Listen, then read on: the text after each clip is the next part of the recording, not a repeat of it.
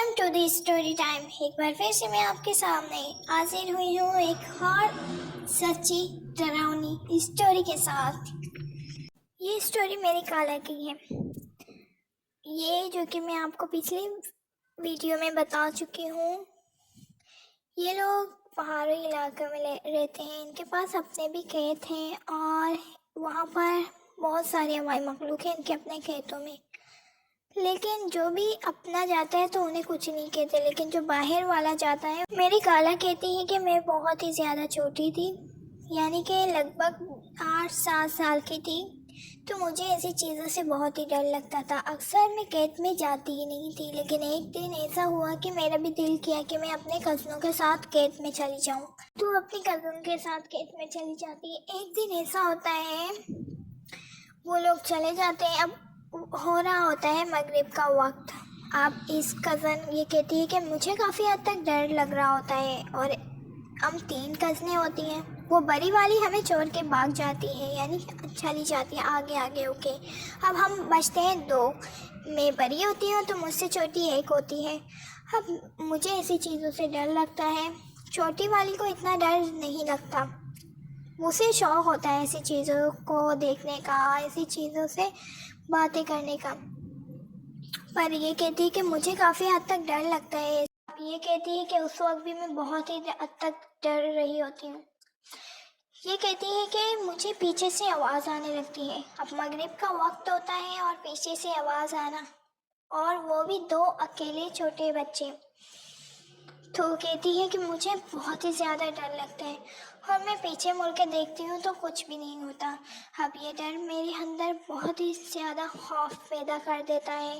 جو چھوٹی بہن ہے یعنی کزن ہے، وہ مجھ سے آگے جا رہی ہے اور میرے قدم پیچھے لے کے جا رہی ہے مجھے۔ وہ کہتی ہے کہ میری کزن بھی مجھے بار بار دیکھ رہی ہوتی ہے، وہ کہتی ہے آپ رک کیوں رہی ہیں، چلو۔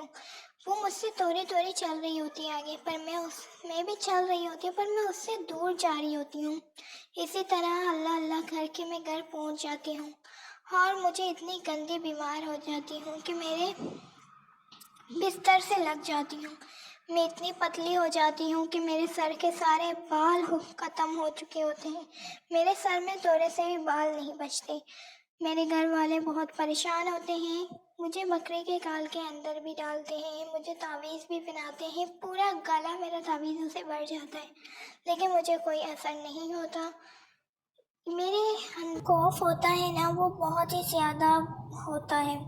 اسی طرح 3 مہینے تک میں اپنے بستر میں ہوتی ہوں، تعویذ کا کوئی اثر نہیں ہوتا۔ ہلکا میرے دل سے خوف جاتا ہے تو میں ٹھیک ہوتی جاتی ہوں، اسی طرح سے میں ٹھیک ہو جاتی ہوں، لیکن پراپر ٹھیک نہیں ہوتی، لیکن نارمل ہو جاتی ہوں، پہلے سے کافی بہتر ہو جاتی ہوں۔ اب میں کچھ کھا بھی سکتی ہوں، کچھ پی بھی سکتی ہوں۔ 3 مہینے یہ کہتی ہے کہ میں نہ کچھ کھا صحیح سے رہی تھی، نہ کچھ پی رہی تھی، مجھے بس بار وہ ڈر لگتا ہے کہ کوئی مجھ سے پکار رہا ہو، کوئی مجھے پیچھے سے بلا رہا ہو، لیکن 3 مہینے بعد میں کافی بہتر ہوں۔